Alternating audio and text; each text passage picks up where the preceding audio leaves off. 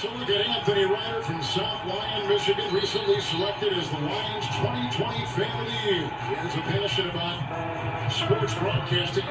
With the 112th selection in the 2021 NFL Draft, the Detroit Lions select Amon-Ra St. Brown, wide receiver, USC. One pride, baby! Yeah!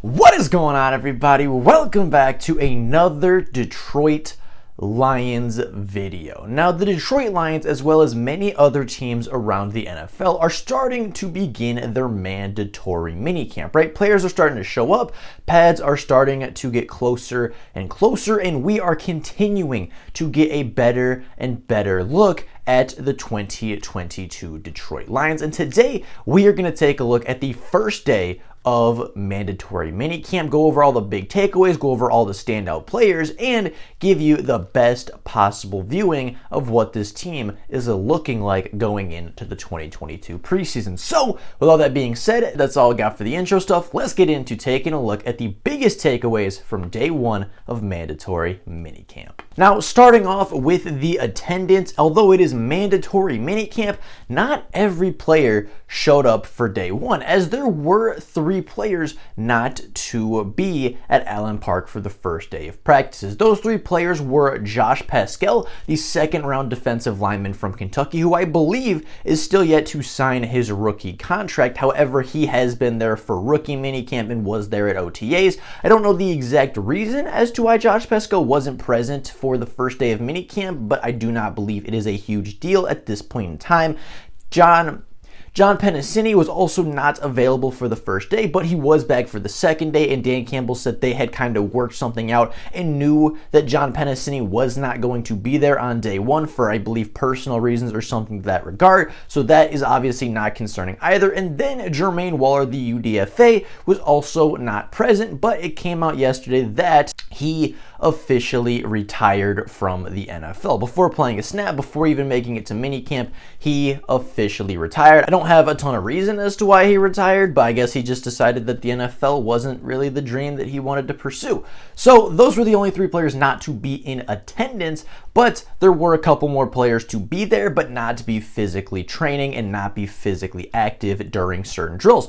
Those players included Deshaun Elliott, the free agent safety, Jameson Williams, the 12th overall pick, Romeo Okwara, Ifeatu Melifonwu, Jerry Jacobs, James Mitchell, as well as Derek Adese, all of whom were at mandatory minicamp. They were there, they were engaged, they were in the film room, they were, in the weight room doing what they could do, but they were not doing on-field activities, as many of those guys are recovering from serious injuries. All right, Elliott, Williams, Mitchell, all recovering from that ACL. I know Romeo Okwara is recovering from his Achilles. I believe that Jerry Jacobs is also recovering from an ACL.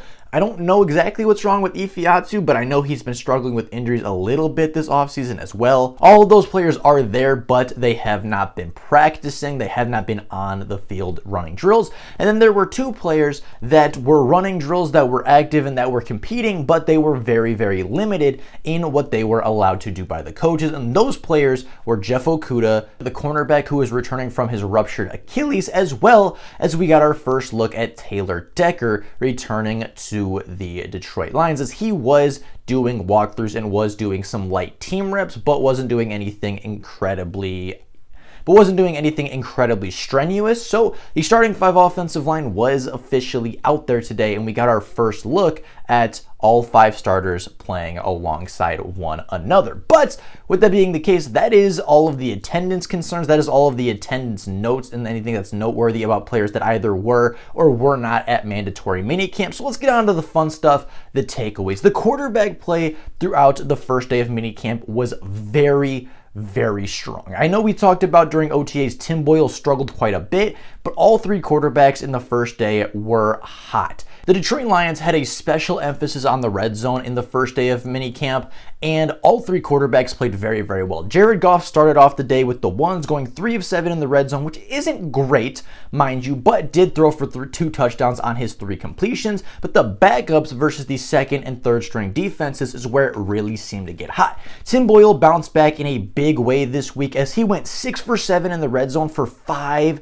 touchdowns to 4 different wide receivers, and David Blau was 3 of 5 for 3 touchdowns, the only quarterback to have 100% completion to touchdown ratio. David Blau played very well in the first day, not even just in the red zone drills, but overall David Blau was the most impressive quarterback so far in minicamp. And after Tim Boyle's struggles at OTAs, a lot of people are starting to think David Blau is narrowing the gap and getting a lot closer to that QB2 role than the QB3 role. David Blau also had a very good last second drive, right? They put him into what they call competitive team periods, where it was 11 on 11. The Detroit Lions offense was at their own 19-yard line and had 29 seconds to go down the field and score a touchdown to win the quote-unquote game. And David Blau did exactly that, having big shots to Trinity Benson and Quintez Cephas. He was able to drive the Lions down in 20 seconds, go 81 yards, 3 for 3 completions, and throw the game-winning touchdown. He was hot, he was accurate, showed off good arm strength, showed off good anticipation. And David Blau, after I'd say pretty strong preseason a year ago, and continuing to improve and continuing to maybe be the best quarterback at minicamp and OTA so far, is certainly in the mix to play at quarterback 2. Now, will he get to quarterback 2? I don't know. If Tim Boyle continues to improve and if Tim Boyle keeps looking like the Tim Boyle of day 1, it's going to be hard to overtake him, because Boyle did show a lot of strength and did show a lot of growth from OTAs to even minicamp, right? Looked more confident, looked more accurate, and obviously in the red zone, if you go 6 for 7 for 5 touchdowns, that's pretty impressive and pretty hard to put back another roster spot. So the QB competition is certainly heating up in Detroit, and we will have to keep an eye on that as we move forward. Now, DeAndre Swift is also having a pretty good camp, right? Obviously hasn't really had the ability to necessarily break tackles yet, but in one-on-ones, 3-on-3s, and especially pass catching drills, he looks just so incredibly smooth. His route running looks a little bit cleaner. His hands are just so incredibly fluid and natural when catching the football. He has very clearly put some time and effort into his route running this year, and it is starting to show off in training camp. Now, Aiden Hutchinson, to move over to the defensive side of the ball, is starting to take reps with the first team defense. Dan Campbell and the Lions training staff has been very, very clear that rookies will not play with the first team until they are ready and until they have earned it, right? It's just kind of adding that extra level of competition where it's like, yeah, you were the second overall pick, but these guys are NFL veterans. They're going to start before you earn your place. But Aiden Hutchinson, after just a few practices at OTAs, has already earned his way and is the first rookie to earn his way to practicing with the first team. He was rushing alongside Charles Harris and Romeo Okwara,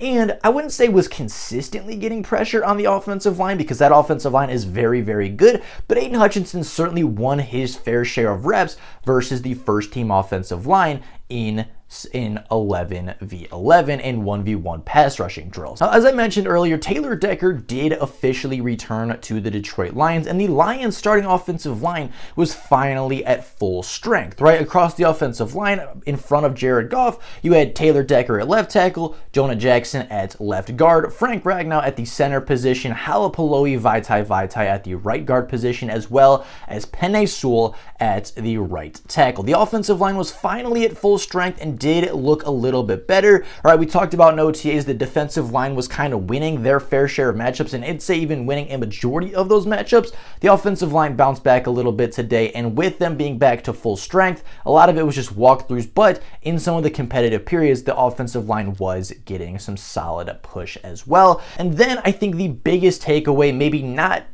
even the biggest takeaway from all of day 1 of minicamp is the wide receiver competition. Now, Brad Holmes has taken a very lackluster and very underwhelming wide receiver core from a season ago and turned it into maybe the strength in depth of the Detroit Lions offense, right? Last year, there was very little competition. We knew who was going to start. We knew who was going to play. We knew who was going to get the snaps, and obviously Tyrell got hurt, but we kind of knew going into the season, like, okay, this was wide receiver 1, this is wide receiver 2, right? It's not very deep and it's not very talented, but this year there's a lot of talent, and I would say there's too much talent to fit on the Lions roster right now. DJ Chark, Jameson Williams are both locks for this NFL roster. Same thing with Amon-Ra St. Brown, and I would say same thing with Josh Reynolds. Those 4 are going to play for the Lions in 2022. The order in the depth chart is unsure, but those 4 players will be catching passes from Jared Goff come the regular season. But there are quite a few roster bubble guys that are continuing to fight and play for every single snap. Quintez Cephas has been maybe the most impressive wide receiver so far at minicamp, showing off his routes, showing off his separation ability, showing off his strong hands, and having the catch of the first day of minicamp, having a really good 32-yard one-handed touchdown grab through contact from David Blau. It was a beautiful throw, a beautiful catch, and Quintez Cephas continues to excel at the competition aspect of mini camps and OTAs, but he's not the only one. Khalif Raymond is a guy that a lot of people thought was a lock for this roster going into the preseason, but undrafted free agent Khalil Pimpleton is giving him a run for his money, continuing to show out his nuanced route running, continuing to create separation versus the defensive backs, and continuing to make big plays through the air and developing that connection with Tim Boyle and David Blau. He had a big, I believe, 25 or 30-yard touchdown in 11v11s, and I mean, just his route running is too much to not talk about. Right, his route running, he continues to create separation, he continues to get open, he continues to catch passes, and he all of a sudden at minicamp is also starting to take on some kick and punt return responsibilities. Khalif Raymond is the veteran, I think is the favorite right now for that last wide receiver 6 spot, but Khalil Pimpleton is very much pushing him for that roster spot, and I wouldn't be shocked if the UDFA from Central Michigan ends up taking the veteran's place as wide receiver 6. But with all that being said, that is all we have for day 1 of Detroit Lions minicamp. A lot of players are there, a couple players are not there. Quarterbacks look hot, wide receiver competition is heating up, and the defense has a few standout players as well. But we will get to the defensive standouts more tomorrow as day 2 of minicamp is on the way. But with all that being said, that is all for you guys today. Let me know what you guys think about the first day of minicamp. What player has impressed you the most? What player are you excited to see this season? And what player are you excited to see throughout the offseason? I'd be very curious to hear your guys' favorites. But with all that being said, that is all for you guys today. Thank you all so very much for watching. And until next time, and as always, go Lions.